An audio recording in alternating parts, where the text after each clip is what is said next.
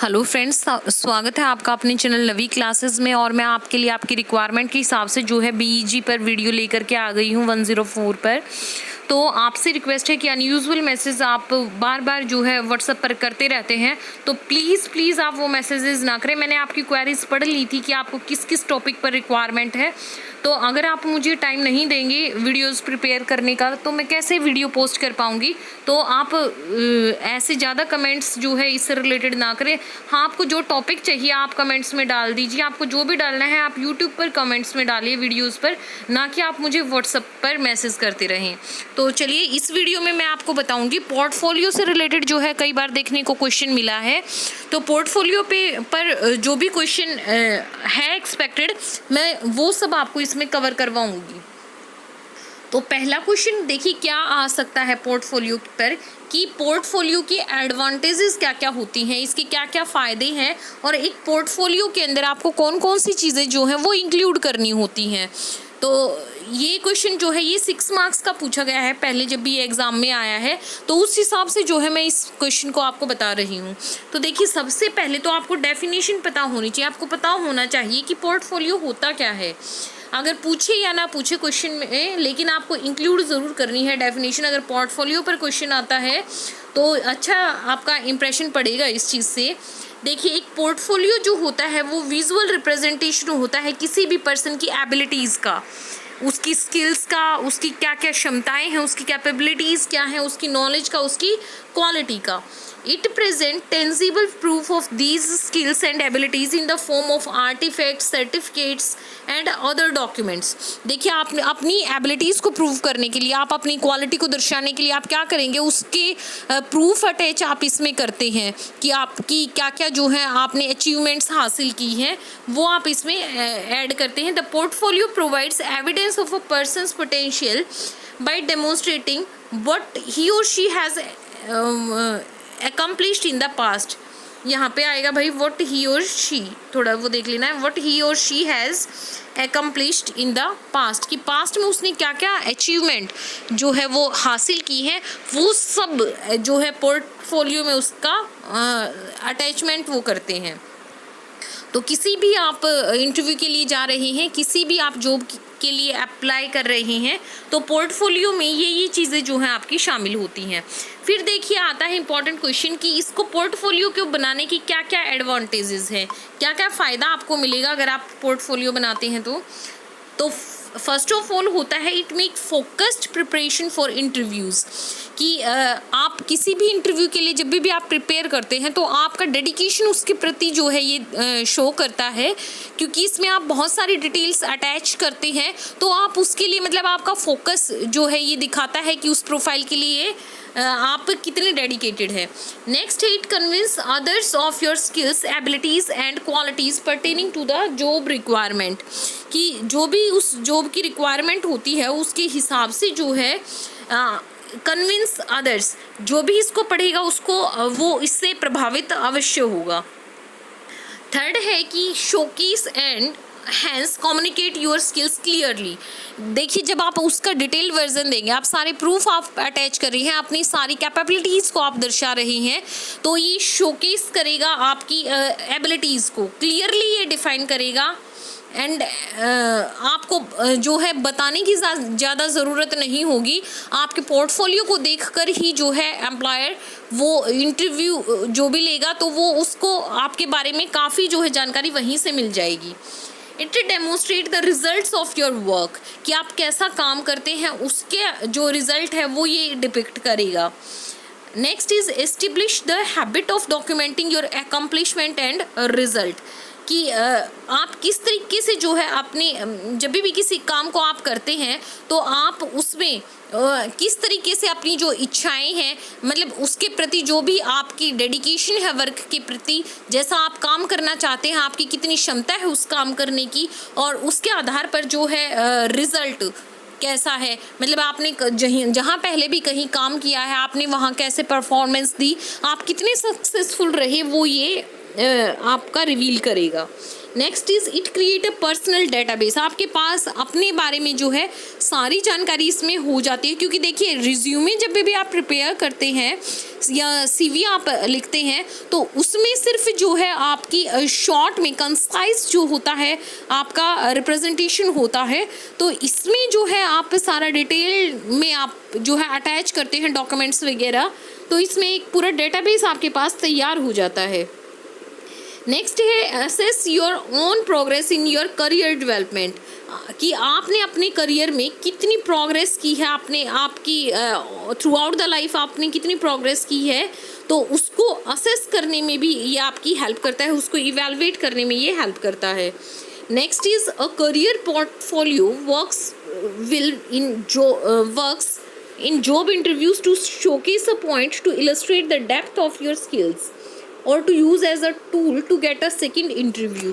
तो मतलब कि एक आपका पूरा पोर्टफोलियो जो है आपको तैयार कर देता है कि आपको दूसरा मौका अवश्य मिलेगा। एक आप सिंपल आप एक रिज्यूमे प्रेजेंट करते हैं किसी भी इंटरव्यूअर को, तो उससे वो जो है इतना प्रभावित नहीं होगा, लेकिन जब आप पोर्टफोलियो आप उसके सामने रखेंगे, आपके सारे डॉक्यूमेंट्स जो होंगी, तो वो उसको डिटेल में जो है डेप्थ में जो है आपकी स्किल्स के आपके एक्सपीरियंस के बारे में उसको अवगत करवाएंगे, तो आपको वो ना चाहते हुए भी आपको दूसरा मौका दे सकता है अपीयर होने के लिए इंटरव्यू में।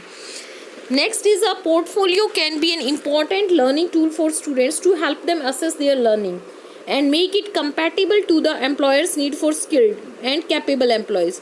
कि एम्प्लॉय को कितना जो है प्रोफेशनल बंदा चाहिए, कितना वो एक्सपेक्ट करता है कि एक एक्सपीरियंस्ड बंदा होना चाहिए, तो उस चीज़ में भी बहुत हेल्प करता है। एम्प्लॉयर को भी हेल्प मिलती है इससे कि उसको जो है जैसी वो क्वालिटीज़ बंदे में चाहता है, तो वो आपका पोर्टफोलियो देखकर वो ये फाइंड आउट कर सकता है, ये कंक्लूज़न निकाल सकता है कि वो क्वालिटीज़ आप में है या नहीं है। फिर बात आती है कि पोर्टफोलियो में क्या क्या आपको इंक्लूड करना होता है, मतलब कौन कौन से डॉक्यूमेंट्स आपको इंक्लूड करने होते हैं। तो देखिए एक पोर्टफोलियो जो होता है वो सारे के सारे आपके आर्टिफैक्ट्स का जो है कलेक्शन होता है। If you have written, developed और क्रिएटेड और अर्नड एनीथिंग, आपने कुछ भी जो उपलब्धियां हासिल की हैं आप उनको फाइल कर सकते हैं, प्रिंट कर सकते हैं, फ्रेम कर सकते हैं, उसकी फ़ोटोकॉपी या फोटोग्राफ आप निकाल सकते हैं। This is the stuff of portfolio of which portfolios are made, कि पोर्टफोलियोज किस मतलब कौन कौन सी चीज़ें हैं जिनसे जिन पर आप पोर्टफोलियो तैयार कर सकते हैं। तो वो है articles, awards, brochures, college transcripts और डिग्रीज़, आप उसमें अपनी ड्राइंग्स इंक्लूड कर सकते हैं, ड्राइंग्स एंड डिज़ाइन, ग्रांट्स पे कर सकते हैं आप, लेटर्स ऑफ कमेंडेशन उसमें शामिल कर सकते हैं, रेफरेंस लेटर शामिल हो सकते हैं, कोई भी मैनुअल या कोई भी हैंडबुक शामिल हो सकती है, मेरिट रिव्यूज़ हो सकते हैं, फोटोग्राफ्स उसके अंदर आ सकते हैं, प्रेजेंटेशन हो सकती हैं, प्रोग्रामिंग एग्जाम्पल हो सकते हैं, प्रोजेक्ट की समरीज़ और जो रिव्यूज़ होते हैं उन पर भी आप पोर्टफोलियो डिज़ाइन कर सकते हैं, स्कॉलरशिप्स, आपके ट्रेनिंग सर्टिफिकेट्स जो हैं, ये सारी की सारी चीज़ें जो हैं इंक्लूड हो सकती हैं। They should be used according to the relevance, लेकिन ये नहीं है कि आप किसी भी ऑर्डर में आप इनको डाल रहे हैं तो बहुत एक भद्दा सा लगता है अगर इंटरव्यूअर देखेगा कि आपने अगर उनको अच्छे से क्रोनोलॉजिकल ऑर्डर में जो है उसको आपने नहीं अरेंज किया है, कि आप एक ईयर की सपोज आप एक पोर्टफोलियो तैयार कर रहे हैं जिसमें आपने 2000 से लेकर 2021 तक के डॉक्यूमेंट्स अपने इंक्लूड किए हैं, आप पहले आपकी 2000 वर्ष की अचीवमेंट उसमें डाल रहे हैं, फिर 2008 की आ जाती है, उसके बाद 3 या 2 की आ जाती है, तो ये जो है ऐसा नहीं होना चाहिए, एक क्रोनोलॉजिकल ऑर्डर होना चाहिए, एक सीक्वेंस में जो है आपकी अचीवमेंट्स जो हैं होनी चाहिए, टाइम सीक्वेंस होना चाहिए। होप सो कि आपको ये तो क्वेश्चन क्लियर हो गया होगा। नेक्स्ट क्वेश्चन जो इसमें से पूछा जा सकता है और बहुत ज़्यादा इम्पॉर्टेंट है, मस्ट कवर आप इसको करें, स्क्रीनशॉट आप इनके ले सकते हैं, नहीं तो आपको वैसे भी याद रह जाएगा। तो what is the difference between A portfolio and resume, एक पोर्टफोलियो और रिज्यूमे में क्या डिफरेंस होता है वो आपको पता होना चाहिए, और कैसे आप पोर्टफोलियो प्रिपेयर करेंगे, क्या क्या पॉइंट्स उसमें इंक्लूड करेंगे, ये होना चाहिए। तो देखिए पोर्टफोलियो और रिज्यूमे में क्या क्या डिफरेंसेस होते हैं वो मैंने यहाँ हाईलाइट किए हैं। तो मैं एक एक करके आपको डिस्क्राइब कर देती हूँ कि पोर्टफोलियो जो होता है it is the selection of your prior work made with an eye toward attracting patronage. तो देखिए कि अगले से जो है, अगले बंदे से जो है आप क्या एक्सपेक्टेशन रखते हैं कि वो जो है उसको बहुत अट्रैक्टिव लगे जो पोर्टफोलियो आपने तैयार किया है, और उसमें आपका सारा जो है प्रायर डाटा उसमें होता है।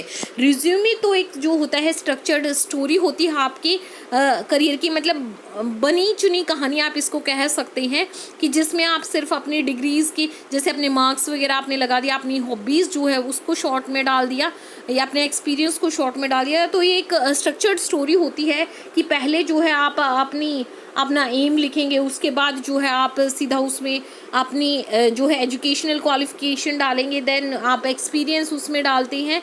तो ये एक स्ट्रक्चर्ड स्टोरी हो जाती है। पोर्टफोलियो जो है it is much more extensive than a resume.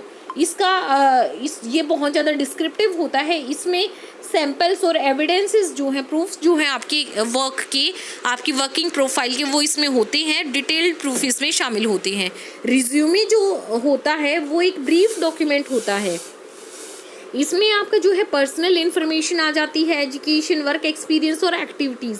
इसमें ज़्यादा कोई एडिशनल डॉक्यूमेंट्स आप जो है नहीं डालते हैं। थर्ड जो पॉइंट ऑफ व्यू देखिए इनमें डिफरेंस का, तो पोर्टफोलियो जो होता है इसमें टेक्स्ट और visual elements, vector, picture, audio visual material सब इसमें आता है। कलरफुल ग्राफिक्स इसमें हो सकते हैं एज़ पर द रिक्वायरमेंट, जिस भी पोजीशन के लिए आप अप्लाई कर रहे हैं। और जबकि एक रिज्यूमे की अगर बात करें तो रिज्यूमे के अंदर आपके जो है इट इंक्लूड्स टेक्स्ट। इसमें ज़्यादातर टेक्स्ट होता है। डिपेंडिंग अपॉन द एम और requirement some resume can be more visual. सिर्फ मोर विजुअल अगर आपकी रिक्वायरमेंट है कि कई बार आपको बोल दिया जाता है कि रिसेंट फ़ोटो जो है वो आप अटैच करेंगे उसके साथ, तो वो एज़ पर रिक्वायरमेंट होता है। अदरवाइज इसमें जो है सिंपल टेक्स्ट आप ऐड करते हैं रिज्यूमे के अंदर। फोर्थ पॉइंट ऑफ व्यू जो है इनमें डिफरेंस का, it is a tool for branding works and skills. It gives the employer a more detail look. क्योंकि मैं आपको बता भी चुकी हूँ, कई पॉइंट्स में एक्सप्लेन भी कर चुके हैं कि डिटेल्ड वर्जन इसमें होता है।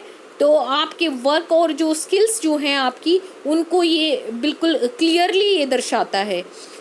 जबकि रिज्यूमे जो होता है it is usually included as a part of portfolio. Portfolio के एक पार्ट के रूप में ये होता है। It includes listing of events, grades and additional information. Additional information मतलब ये नहीं है कि आप बोले कि पहले पॉइंट में मैंने बोला था कि एडिशनल डॉक्यूमेंट की नहीं, यहाँ पर एडिशनल इन्फॉर्मेशन की सिर्फ बात हो रही है कि आप थोड़ा सा उसमें इवेंट्स में जो है थोड़ा सा एडिशनल आप डाल सकते हैं, जैसे कि आपने अपनी हॉबीज़ डाल दी।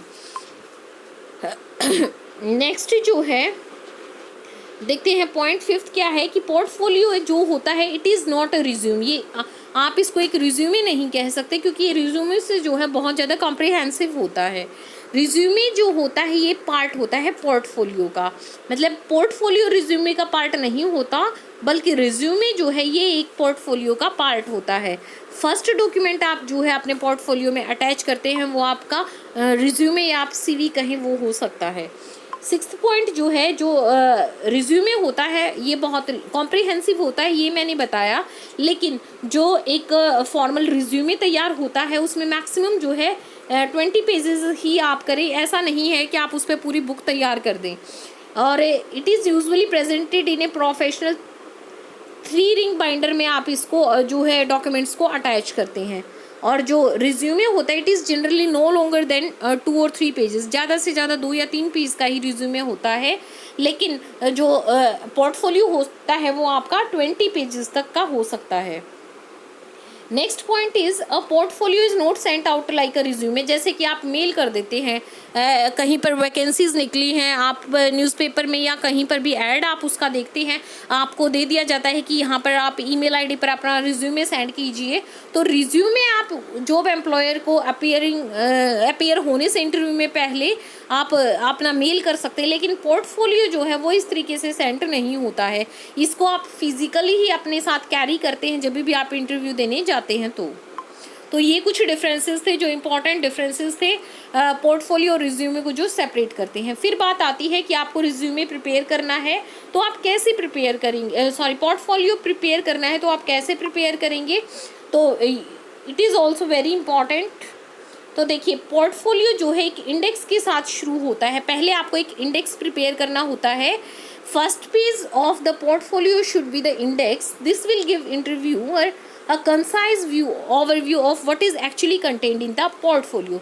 देखिए जैसे कि आप कोई बुक पढ़ते हैं तो आप उसका भी एक इंडेक्स पेज होता है, एक कंटेंट्स का पेज होता है जिसमें आप बताते हैं कि किस पेज पर क्या आपने क्या उस बुक में है। क्योंकि आप सपोज आपको एक टॉपिक देखना है तो ऐसा तो नहीं है कि हर बार हर पर्टिकुलर टॉपिक के लिए आप कोई पूरी बुक पढ़ेंगे, तो आप क्या करते हैं कि सीधा उसी टॉपिक पर या उसी चैप्टर पर आप जाते हैं।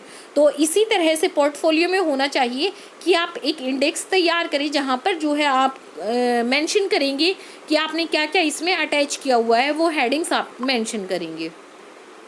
आगे जो है फिर सबसे इंडेक्स के बाद जो है सबसे पहला डॉक्यूमेंट पोर्टफोलियो में आपकी जो आता है वो आपका रिज्यूमे या आपका सीवी आता है। ये कंसाइज डॉक्यूमेंट होता है, हमने अब पहले डिस्कस भी किया है ये ऊपर, कि इसमें सारे रेलिवेंट क्रेडेंशियल आपकी एजुकेशन, वर्क एक्सपीरियंस और एक्टिविटीज़ जो हैं वो शॉर्ट में डिस्क्राइब की होती हैं। फिर इसके बाद जो सेक्शन आता है इसके अंदर आप पोर्टफोलियो में क्या क्या डालेंगे, आप अपने सर्टिफिकेट्स, कमेंडेशंस और दूसरे जो इम्पोर्टेंट क्रेडेंशियल्स हैं वो डालेंगे। मोस्ट इम्पॉर्टेंट, रेलेवेंट और the most recently gain document जो है वो पहले आता है। देखिए आपकी अचीवमेंट्स में कि जो आपने लास्ट अचीवमेंट हासिल की है ना वो आपकी सबसे ऊपर इसमें आएगी, और उसके बाद जो है मतलब कि मोस्ट रिसेंट को आप पहले डालेंगे और जो मोस्ट जो है आपकी रेलिवेंट उसको आप पहले डालेंगे। सपोज़ कि आप कोई प्लेयर है और आपने डिस्ट्रिक्ट लेवल पर खेला है, स्टेट लेवल पर खेला है, नेशनल लेवल पर खेला है, इंटरनेशनल पर खेला है, तो ऐसा नहीं है कि आप जो है डिस्ट्रिक्ट लेवल का सर्टिफिकेट अपना पहले लगा रहे हैं। ऐसा नहीं होना चाहिए। जो आपकी हाईएस्ट अचीवमेंट है कि जैसे आपने इंटरनेशनल लेवल पर परफॉर्म किया है तो हाईएस्ट जो आपकी अचीवमेंट होगी वो आपकी सबसे पहले आएगी, क्योंकि वही जो है आपकी मोस्ट रेलिवेंट है और वही जो है आपने लास्ट में जो है अचीव की होगी, मोस्ट रिसेंटली अचीव की होगी। फिर आता है कि थर्ड सेक्शन आपका पोर्टफोलियो का। थर्ड सेक्शन के अंदर जो है इसमें एजुकेशनल डिग्रीज़, आपकी अचीवमेंट, एक्स्ट्रा करिकुलर एक्टिविटीज़ जहाँ जहाँ आपने पार्टिसिपेट किया है, वॉलंटियर आपके वर्क जो है इसमें शामिल होंगे। दिस सेक्शन में come prior to the credential file if a person is just entering the professional world और just graduate from the college.